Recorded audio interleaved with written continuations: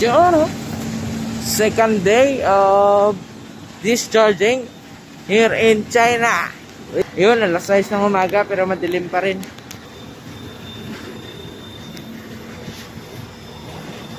Sir Migs. Yan yung crane, oh. Tagahakot. Wala pa namang 24 hours. Kasi kahapon ng hapon nag-start eh. Ayan yung sa gitna, ano yan? Conveyor. Yung hinihigop niya yung kargada. Ito na ang dinadakot. Crane.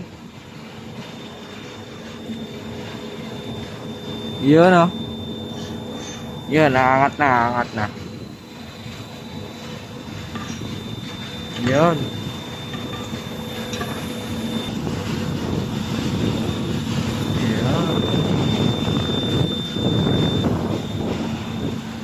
Terus lalagay nyo dyan. Yan, masuk sabay lagay.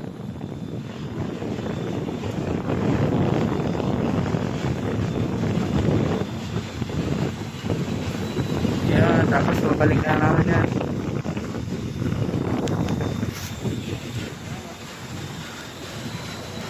Kurang lamig.